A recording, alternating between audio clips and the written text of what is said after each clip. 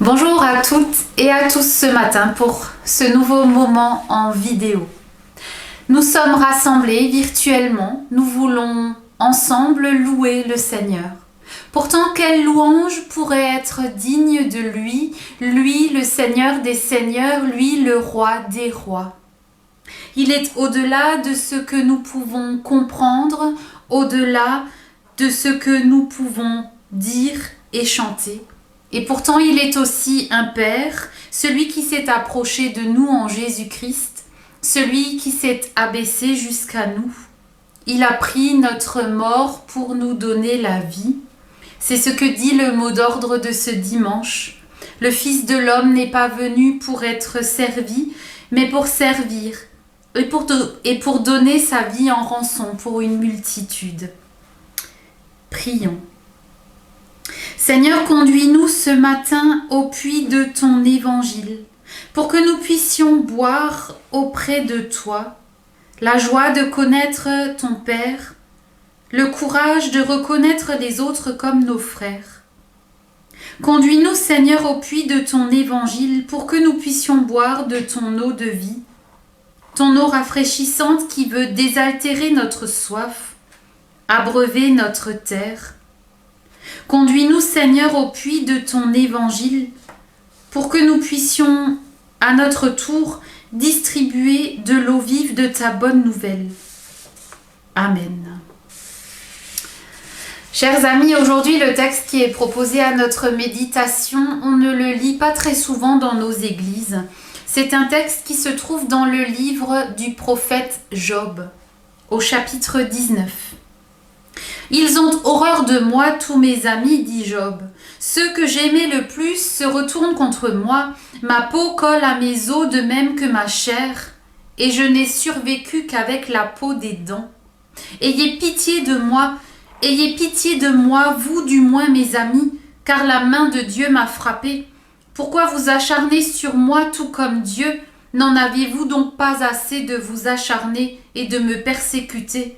Oh, si quelqu'un voulait consigner mes paroles, si quelqu'un voulait bien les graver dans un livre, que d'une pointe en fer ou d'un stylet de plomb, elles soient incisées pour toujours dans le roc.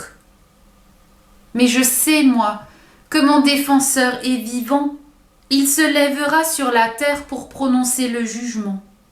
Après que cette peau aura été détruite, moi, dans mon corps, je contemplerai Dieu. Alors, moi, je le verrai prendre mon parti, et de mes propres yeux je le contemplerai. Il ne sera plus un étranger pour moi. Ah, mon cœur se consume d'attente au fond de moi. Vérité est ta parole, Seigneur. Amen. Voilà un texte qui nous est proposé, qui est difficile à entendre, où transparaît toute la souffrance d'un homme qui a tout perdu. Un homme qui a souffert au-delà de l'imaginable, qui a perdu ses biens, sa famille, sa santé. Un homme qui s'interroge sur le sens de la souffrance, sur le sens de ce qu'il vit. Peut-il y avoir un sens à ce que je vis? Pourquoi? Un texte révélateur aussi de quelque chose que l'on oublie parfois, c'est que c'est dans l'épreuve que se révèlent les vrais amis, c'est dans l'épreuve qu'on fait le tri. C'est quelque chose qu'on entend souvent et que Job a vécu aussi. Au cœur de sa souffrance, au cœur de l'épreuve, ses amis, au lieu de le soutenir, l'ont accusé d'être responsable de ce qui lui arrive. Avec ce texte, nous plongeons dans la passion, dans ce qu'elle a de plus humain. Nous plongeons dans la question de la souffrance et du sens que nous y cherchons parfois. Au cœur des épreuves de nos vies, nous avons besoin de mettre des mots, du sens dans ce que nous vivons. Ce ne sont d'ailleurs pas toujours les épreuves les plus terribles de nos vies qui nous font douter, comme ce que Job a vécu. Parfois, c'est une épreuve qui peut sembler moins grave, entre guillemets, qui nous fait trébucher. Mais qui pourrait se donner le droit de juger de ce qui est grave ou non dans une vie? C'est tellement humain, tellement normal de vouloir donner du sens à la souffrance. Pourtant, vouloir trouver un sens à notre souffrance nous enfonce parfois davantage encore dans nos difficultés. Pas vraiment d'horizon à trouver dans cette voie-là. Pourquoi ? Parce qu'humainement, il n'y a pas de sens à la souffrance. Souffrir, c'est absurde, c'est inutile, ça ne sert à rien. Alors on cherche un coupable. Tout comme les amis de Job ont cherché un coupable. C'est ta faute, ont-ils dit, tu as péché, tu es coupable devant Dieu, il faut chercher où tu as fauté. Sympa les amis. Pourtant on le fait aussi. Quand l'épreuve nous tombe dessus, est-ce que ce n'est pas aussi notre réaction ? On a tendance aussi à croire que c'est de notre faute, que quelque part on est coupable, comme si nos vies étaient des tragédies grecques et pas des vies déposées entre les mains d'un Dieu d'amour. Et puis entend-on parfois, si un tel vit une épreuve, c'est qu'il l'a bien méritée. Et toc. Enfin, si on ne trouve toujours pas de coupable, parce que mine de rien, les épreuves, ça touche aussi les gens bien, alors on accuse Dieu. Ça aussi, on le lit dans le livre de Job. Sa propre femme le dit, « Maudis donc Dieu et meurs ». S'il n'y a pas de coupable humain, alors il ne peut y avoir que Dieu qui soit responsable. Coupable ultime de notre souffrance humaine. Après tout, il est Dieu, non ? Dieu, donc puissant, donc tout-puissant, pense-t-on, donc capable de nous obéir au doigt et à l'œil. Dieu coupable, Dieu responsable. Est-ce que ça va soulager notre peine ? Loin de là, non seulement ça ne nous aidera pas, parce que justement accuser Dieu, c'est se détourner du seul qui pourra nous aider. Mais en plus, cela révèle combien alors nous nous trompons sur Dieu, quand nous pensons qu'il s'amuse à nous faire souffrir, à répartir sur terre épreuves et maladies. La Bible nous raconte que Dieu est un Père. C'est une belle image. Mais qui imaginerait qu'un père un tant soit peu équilibré enverrait une maladie grave ou une épreuve terrible à son enfant pour lui apprendre à vivre ? Qui ? Alors je sais bien qu'il y a des pères défaillants, absents, maltraitants. La Bible nous le dit bien, Dieu est meilleur que les pères humains. Job a vécu l'épreuve la plus terrible de sa vie. Dans l'épreuve, il a vécu en plus la trahison de ses proches et de ses amis. Mais il a vécu aussi quelque chose d'extraordinaire. C'est aussi dans l'épreuve que se révèle la foi profonde. Dans l'épreuve, on ne peut pas se contenter d'une foi superficielle. On doit s'accrocher à une foi profonde, celle qui permet de tenir, celle qui fait vivre malgré tout. C'est ce que Job a vécu, une vraie relation avec Dieu, une vraie révélation, oserais-je dire, de qui est Dieu. Pas juste ce qu'on croit ou ce qu'on croit savoir sur Dieu, mais qui est Dieu pour moi. Une question de relation. Job a tout perdu, mais il a gardé le plus important.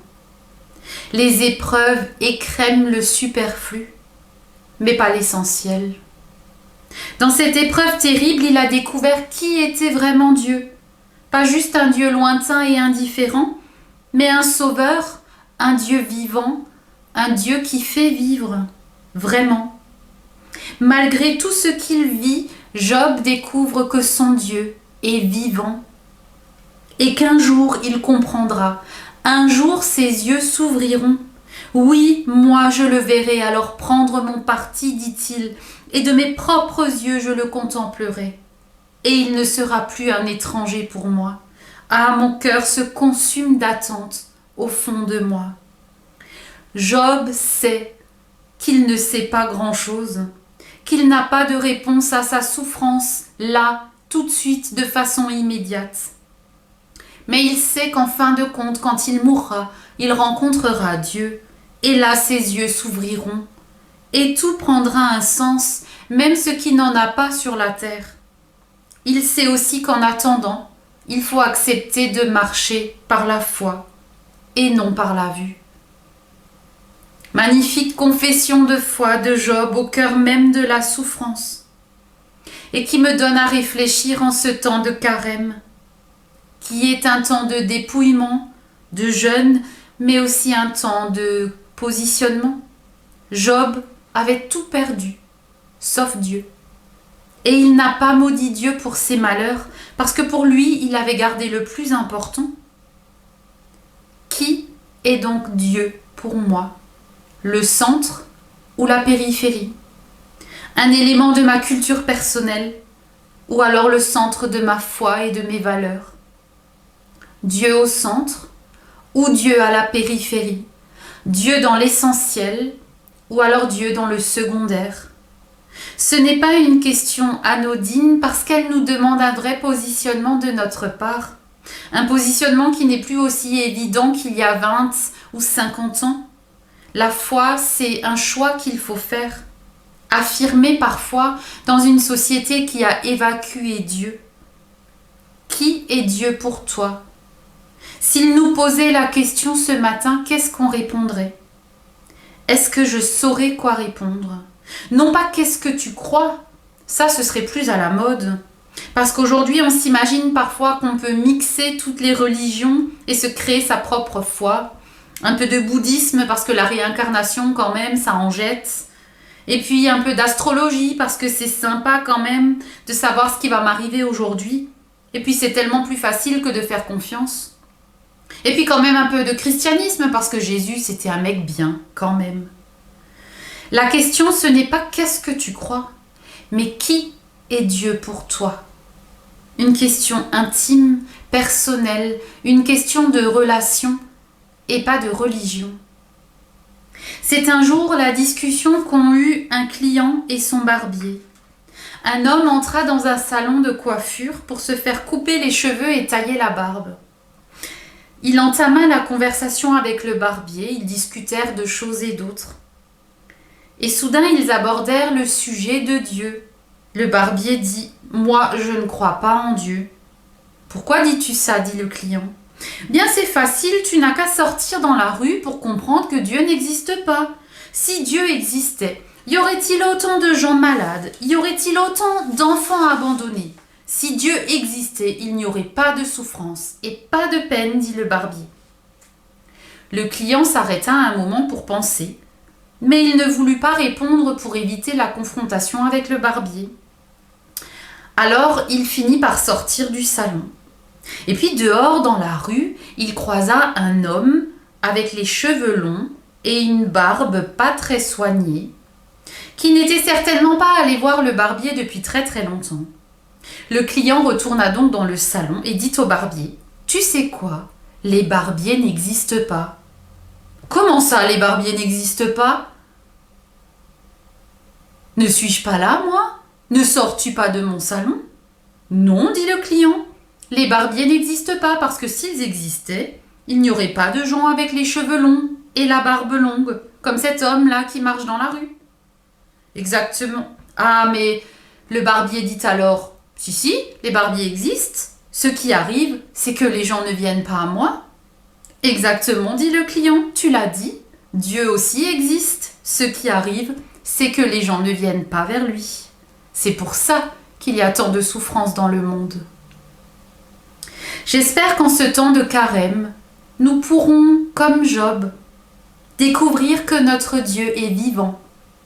Et si nous souffrons, prions qu'il nous apprenne à marcher par la foi, jusqu'au jour où nous verrons de nos propres yeux que notre défenseur est vivant. Amen. Prions. Seigneur notre Dieu, je te bénis pour la grâce de ce moment partagé avec toi.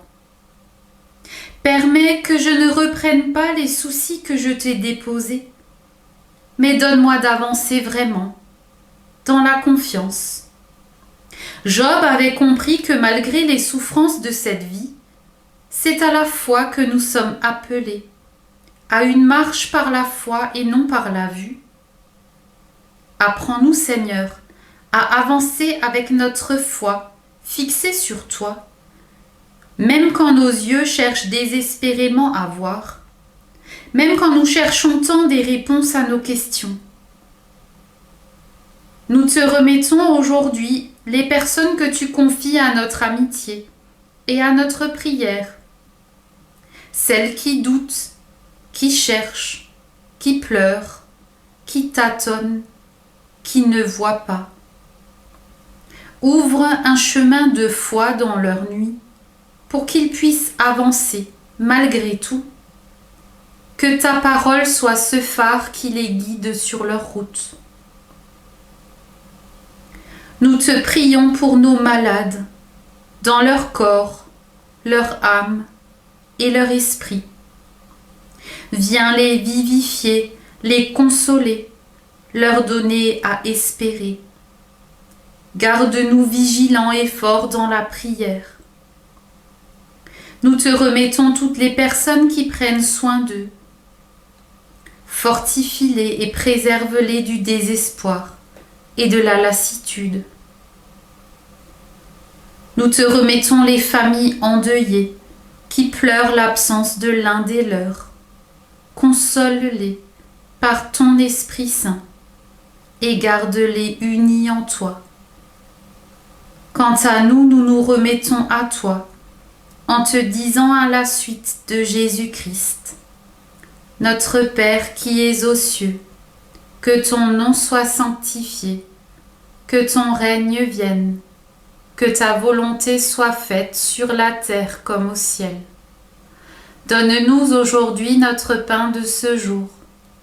Pardonne-nous nos offenses, comme nous pardonnons aussi à ceux qui nous ont offensés. Et ne nous laisse pas entrer en tentation, mais délivre-nous du mal. Car c'est à toi qu'appartiennent le règne, la puissance et la gloire, au siècle des siècles. Amen. Il me reste à vous souhaiter une belle journée et une belle semaine, et que le Seigneur vous bénisse et vous garde. Amen.